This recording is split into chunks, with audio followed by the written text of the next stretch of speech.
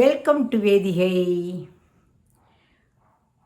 இந்த தேர்தல் மக்களும் அப்புறம் தேர்தலில் விஜய் ஜெயிச்சது இதெல்லாம் தாண்டி ஒரு 3 நாளாக டென்ஷன் எல்லாருக்கும். யார் வரப்போகிறா என்ன ஏது ஒன்றும் புரியலையே. எல்லோரும் பாவம், ஜனங்கள்லாம் பாவம், ஒரு மாற்றம் வேணும் அப்படின்னு சொல்லிட்டு தான் வேண்டிண்டு செஞ்சுருக்கு எல்லாமே. அதுக்குன்னு ஸ்டாலினை பிடிக்கலன்னா இல்லை, ஸ்டாலின் இவ்வளோ நாள் ஆட்சி பண்ணால் சரி ஒரு மாற்றத்தை பார்ப்போமே அப்படின்னு எல்லாரும் ஓட்டு போட்டு எல்லாம் விஜயை ஜெயிக்க வச்சுருக்கா. ரொம்ப சந்தோஷம். ஆனால் அந்த 3 நாள் அவருக்கு தூக்கமே இருந்திருக்காது பாவம். என்ன ஆக போகிறதோ ரொம்ப டென்ஷனாகவே இருந்திருப்பார். அவர் டென்ஷனாக இருக்காரோ இல்லையோ, நாம்பளாம் டென்ஷனாக இருந்திருப்போம். எல்லார் வீட்லையும், எங்கள் வீட்டில் கூட என் பேத்திலாம் பாட்டி விஜய்க்கு விசிலுக்கு போடு பாட்டி அப்படி தான் சொல்லிட்டு எல்லா குழந்தைகளும் அப்படி தான் இருக்குது. சரியா, பார்ப்போம் விஜய் எப்படி ஆட்சி பண்ணுறாருன்னு பார்ப்போம். ஆனால் நாளைக்கு பதவி ஏற்பு ஓகே, யாரோ 2-3 பேர் உதவினால் பதவி ஏற்க போகிறார். ஆனால் இனிமே தான் அவருக்கு இருக்குது, ரொம்ப ஜாக்கிரதையாக ஹேண்டில் பண்ணணும். 6 மாதம் நாங்கள் அவருக்கு இது கொடுப்போம், ஒத்துழைப்பு கொடுப்போம் அப்படின்னு சொல்லிட்டு ஸ்டாலின் சார் சொல்லியிருக்கார், முன்னாள் முதல்வர் சொல்லியிருக்கார். ஆனால் ரொம்ப முதிர்ந்த அரசியல்வாதினா ஸ்டாலின் நிச்சயமாக. ஏன்னா எவ்வளோ அழகாக பாருங்களேன், விஜய் ஆட்சி அமைக்கட்டும், 6 மாதம் கழித்து நாங்கள் இது பண்ணுவோம், நாங்கள் ஒத்துழைப்பு கொடுப்போம் அப்படி தான் சொல்லியிருக்கார் ஸ்டாலின். ஓகேயா, இதெல்லாம் தாண்டி நிறைய இடத்துல அங்கங்கே அந்த எம்எல்ஏ குடிச்சிட்டு ஆடுறாப்படியும் குத்தாட்டம் போடுறாப்படி இதெல்லாம் வீடியோ வந்துட்டுருக்கு. இது விஜய் கட்சிக்கு நல்லதல்ல. என்னதான் இருந்தாலும் அவர்கிட்ட நிறைய எதிர்பார்க்குறா ஜனங்கள். அவருடைய கட்சியில் இருக்கிறவாலாம் நல்லவாளா. அதான் தொண்டர்களுக்கு ஒரு அறிவுரையாக நான் சொல்கிறேன்.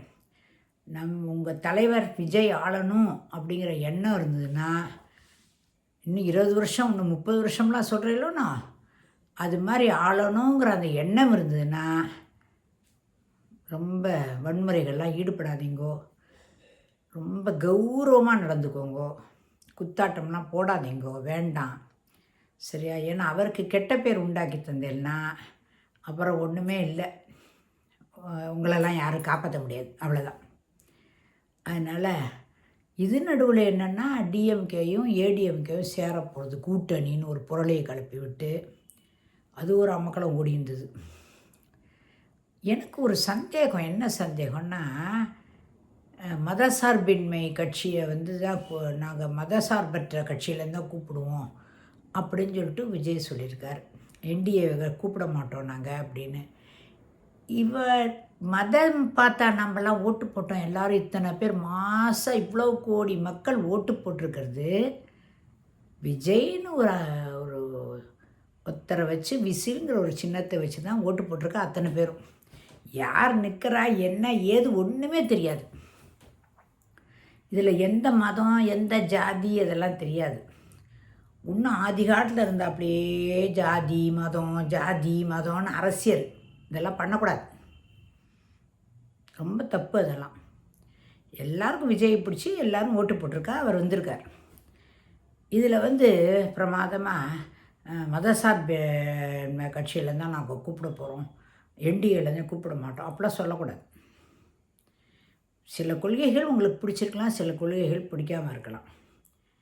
அதுக்குன்னு அந்த மாதிரிலாம் பேசக்கூடாது. ஏன்னா உங்களுக்கு ஓட்டு போட்டவாள்ல பிராமணா இருக்கா, முதலியார் இருக்கா, செட்டியார் இருக்கா, வெள்ளாளர் இருக்கா, அப்புறம் முஸ்லீம் இருக்காங்க, கிறிஸ்டியன் இருக்காங்க, அப்புறம் தலித் மக்கள் இருக்காங்க. எல்லாரும் எத்தனையோ பேர் எல்லா மதத்தையும் கடந்து அத்தனை பேரும் ஓட்டு போட்டிருக்கா. நான் இந்த மதம் அதனால் விஜய்க்கு ஆதரவு தர மாட்டேன்னு யாருமே சொல்லலை.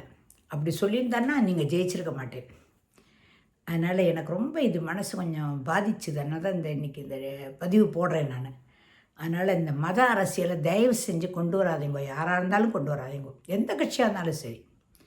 பிஜேபியாக இருந்தாலும் சரி, ஏடிஎம்கே இருந்தாலும் சரி, டிஎம்கே இருந்தாலும் சரி, டிவிகே இருந்தாலும் சரி, மத அரசியல் வேண்டாம். எல்லாரும் மக்கள், இந்த தமிழக மக்கள் நலத்தை விரும்பி உங்களுக்கு வாக்களிச்சிருக்காங்க, அவ்வளோதான். இதில் ஜாதி மதத்தை பார்த்து உங்களுக்கு ஓட்டு போடலை, புரியுதா? அப்படி போட்டிருந்தால் உங்களுக்கு கிறிஸ்டியன் ஓட்டு மட்டும்தான் வந்திருக்கும், எங்கள் ஓட்டெல்லாம் வந்திருக்காது, புரியுதா? அதனால் அந்த மதம் ஜாதி இதெல்லாம் பார்க்காதீங்கோ, அதை வச்சு அரசியல் பண்ணாதீங்கோ. அதே மாதிரி தமிழ்னு தமிழை வச்சு அரசியல் பண்ணாதீங்கோ. தமிழை வச்சு நீங்கள் அரசியல் பண்ணணுன்னா போர்டுலலாம் சரியான தமிழ் எழுதியிருக்கான்னு பாருங்க. தப்பாக எழுதக்கூடாது தமிழை. அதே மாதிரி நல்ல ஐஏஎஸ் ஐபிஎஸ் அதிகாரிகளை வச்சுட்டு, ஏன்னா நீங்கள் உங்களுக்கு முன் அனுபவங்கிறது இல்லை, அதெல்லாம் யாரும் இங்கே ஜனங்கள் பார்க்கல. விஜய் ஜெயிக்கணும், ஒரே வார்த்தை, விஜய் வரணும், இதுதான். இது எவ்வளோ ஒரு பெரிய அளவுக்கு வெற்றி, மகத்தான வெற்றி அடைஞ்சிருக்கேள். அப்பேற்பட்டவர் நீங்கள் மதம்னு அந்த மதத்தெல்லாம் இழுத்துன்னு வராதிங்க, தயவு செஞ்சு இழுத்துன்னு வராதிங்க, புரியுதா? அதனால் வேண்டாம். அதே மாதிரி நல்ல ஐஏஎஸ் ஐபிஎஸ் அந்த மாதிரி தலைவர்கள்லாம் வச்சுட்டு அவள் சொல்கிற கைடன்ஸ் பிரகாரம், ஏன்னா மூத்தோர் சொல் வார்த்தை அமிர்தம், பெரியவங்க சொன்னால் அதுக்கு ஏற்றாப்புல இருக்கும். எனக்கு கூட என்னத்துக்கிட்ட அரசியல்லாம் நம்ம பேசிட்டு வேண்டாம் தான் நினச்சேன். ஆனால் எல்லாருமே நம்ம வீட்டு பிள்ளை விஜய், அண்ணாமலையும் அப்படி தான் நினைக்கிறோம், விஜயும் நம்ம வீட்டு பிள்ளை அப்படி தான் நினைக்கிறோம். அதனால் நம்ம வீட்டு பிள்ளை விஜய் வந்திருக்கார், சரி அவருக்கு நம்மளால் ஆனது உதவி பண்ணலாங்கிறதுனால தான் இந்த பதிவு போடுறேன். அதனால் இந்த மதம் ஜாதி அதே மாதிரி அதை வச்சு அரசியல் பண்ணாதீங்க, வேண்டாம். மொழியை வச்சு பண்ணாதீங்கோ. குழந்தைகள் எல்லாமே படிக்கணும். நாங்கள்லாம் ஹிந்தி படிக்காமல் போனதுனால தான் எங்களுக்கெல்லாம் ரொம்ப கஷ்டமாக இருக்குது. தெரியாது, எனக்கு ஹிந்திலாம் தெரியவே தெரியாது. வடக்கு பக்கமெல்லாம் போகவே முடியல என்னாலலாம், ஏன்னா எனக்கு போனால் அங்கே பேசுகிறதுக்கு தெரியாது எனக்கு. அதனால் எல்லா மொழிகளும் கற்றுக்கலாம், தப்பு கிடையாது. அதனால் மொழியில் வேறுபாடு பார்க்காதீங்கோ, மதத்தில் வேறுபாடு பார்க்காதீங்கோ, ஜாதியில் வேறுபாடு பார்க்காதீங்கோ. எல்லாம் ஓரினம், நம்மெல்லாம் மனிதர்கள். மனித நேயம் இருக்கான்னு மட்டும் பாருங்கோ, அந்த மனித நேயத்துக்கு ஒரு ஹாட்ஸ்அப் சொல்லி, ஏன்னா உங்களை எல்லாம் ஜெயிக்க வச்சுருக்காங்க அத்தனை பேரும். அவளுக்கெல்லாம் ஒரு நன்றி சொல்லி நீங்கள் நல்ல விதமாக ஆட்சி கொடுக்கணும். உங்களுடைய ஆட்சி எந்த விதத்துலையும் தாழ்ந்து போகக்கூடாது. அதுக்கு நீங்கள் ரொம்ப கேரண்டி எடுத்து பண்ணணும். ரொம்ப பொறுப்பு ஜாஸ்தி உங்களுக்கு, ரொம்ப பொறுப்பு. இப்போது ஒரு லவ் பண்ண பொண்ணை கூட்டின்னு வச்சுருக்கான்னு வச்சுங்க, ஒரு குடும்பத்தில் ஒரு பையன் ஆயிஷ்டம், அந்த பொண்ணுக்கு எவ்வளவு பொறுப்பு இருக்குமோ, அவளுக்கு எல்லோரும் எதிராளி, வேணவே வேணாம், அந்த வளம் வேணாம் அப்படிங்கிற, ஆனால் கூட அந்த பொண்ணு மருமகளாக வந்துடுத்து.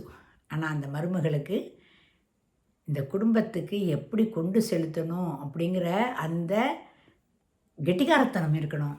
அந்த கெட்டிக்காரத்தனம் இருந்து அந்த குடும்பத்தை நல்லபடியாக நடத்தி கொடுக்கும்போது அந்த பெண்ணானவள் பரிமளிக்கப்படுகிறாள். அதே போல தான் உங்களுக்கு இது புது அனுபவம். ஆனால் நீங்கள் நல்ல விதமாக ஆட்சி பண்ணுங்கோ. உங்களுக்கு எங்களுடைய பரிபூர்ண ஆசீர்வாதங்கள் உண்டு. இது இந்த திமுகவும் டிஎம்கேயும் அதிமுகவும் டிஎம்கேயும் ஒன்றா போகிறதெல்லாம் சொல்லி ஒரே குட்டை கிளப்பி விட்டு எல்லாரும் தேவையில்லாமல் திட்டுறா எல்லாம். அது மாதிரிலாம் தேவையில்லாத இதெல்லாம் நியூஸ் எல்லாம் பரவிடாங்க. ஊடகத்தில் ரொம்ப முன்னெச்சரிக்கையாக பாருங்கள். ஊடகத்தில் யார் என்ன சொல்கிறாங்கிறத கொஞ்சம் கவனித்து பாருங்கோ. அதே மாதிரி உங்கள் தொண்டர்கள்லாம் அங்கங்கே நின்றுட்டு கண்ணா பின்னான்னு ஒரு கொடியை வச்சுன்னு, தாவேக்கா கொடியை வச்சுட்டு கெடுதல் பண்ணுறாப்புல, வன்முறைகள் பண்ணுறாப்புல ஈடுபட்டு ஆடை வெட்டுறது, கத்தி வச்சு அந்த கேக்கை வெட்டுறது, இதெல்லாம் வேண்டாம். அது உங்கள் கட்சியால் இல்லாமல் இருக்கலாம், வேறு கட்சியால் கூட இருக்கலாம். அதனால் உங்கள் தொண்டர்கள்ட்ட நீங்கள் முதல்ல கையெழுத்து போடுறீங்களோ அதை விட ரொம்ப ரொம்ப முக்கியம், உங்கள் தொண்டர்கள்ட்ட நம்ம கட்சியின் மானத்தை வாங்கக்கூடாது, எல்லாரும் ஒத்துமையாக இருந்து நம்ம கட்சியை வழி நடத்தணுங்கிறத கேட்டுக்கோங்க. ஃபஸ்ட்டு அதான் கேட்டுக்கணும் நீங்கள். அதுக்கப்புறம் தான் உங்களுடைய முதல் கையெழுத்து மகளிருக்காக அப்படிங்கிறதெல்லாம். புரியுதா? அதனால் உங்களுக்கு வந்து சின்ன பையங்கிறதுனால நான் அட்வைஸ் பண்ணுறேன், வேறு ஒன்றும் இல்லை. எனக்கு அவ்வளோ தூரம்லாம் அட்வைஸ் பண்ணுற அளவுக்கு இது இல்லை. இருந்தாலும் I am aged, I am also a teacher. So அந்த ஒரு எண்ணத்தில் நீங்கள் நல்லது பண்ணணும். ஏன்னா நாட்டு மக்கள் அத்தனை பேரும் உங்களை ஏற்றுன்ட்ருக்கா. உங்கள் பாதையில் வரத்துக்கு ரெடி ஆகிட்டா அவெல்லாம். அதனால் அவளுடைய பாதையை கரடு முரடு ஆக்காமல் நல்லபடியாக ஆட்சி செஞ்சு ஒரு நல்ல ஒரு அரசனாக இருந்து இந்த சமுதாயத்தை திருத்தணும், சமுதாயத்தை மேம்படுத்தணும். இதுதான் நான் கேட்டுக்கிறேன். அதுக்குன்னு நம்ம ஸ்டாலினையோ அல்லது நம்ம எடப்பாடியாரையோ அவெல்லாம் மட்டும் சொல்லி பிஜேபியோ அதெல்லாம் நான் சொல்ல வரல. யாரும் அவள் கொஞ்சம் கொஞ்சம் ஆட்சி பண்ணிவிட்டு போயிட்டா. இப்போ உங்கள் டேர்ன். ஆனால் உங்கள் டேர்னில் அவள்லாம் ஏற்கனவே அரசியல்லையே ஊறினவா, பழந்தின்னு கொட்டை போட்டாம்பா, அது மாதிரி பழந்தின்னு கொட்டம் போட்டவா, அவள்லாம் கொட்டை போட்டவா. ஆனால் நீங்கள் புதுசு, புது மலர். அதனால் அந்த மலரை யாரும் கசக்கி தூக்கி போடக்கூடாதபடி பார்த்துட்டு விசில் சத்தம் என்றைக்கும் தமிழ்நாட்டில் ஒலிக்கட்டும். எங்களது மனமார்ந்த வாழ்த்துக்கள். நல்லபடியாக இருங்கோ, க்ஷேமமாக இருங்கோ. பை. ஆனால் ஒன்று, இந்துக்களுக்கு மதிப்பு கொடுங்க. அது ரொம்ப கேட்டுக்கிறேன் நான். அத்தனை இந்துக்களும் உங்களுக்கு போட்டிருக்கா. அதனால் அந்த மதம், இந்த ஜாதி இதெல்லாம் இல்லாமல் அரசியல் பாருங்க, சரியா? தேங்க்யூ. டிவிகே வெற்றி, தமிழக வெற்றி கழகம் வெற்றி அடைஞ்சிடுத்து. ரொம்ப சந்தோஷம். நல்லா இருக்கும். ஓகே, பாய்.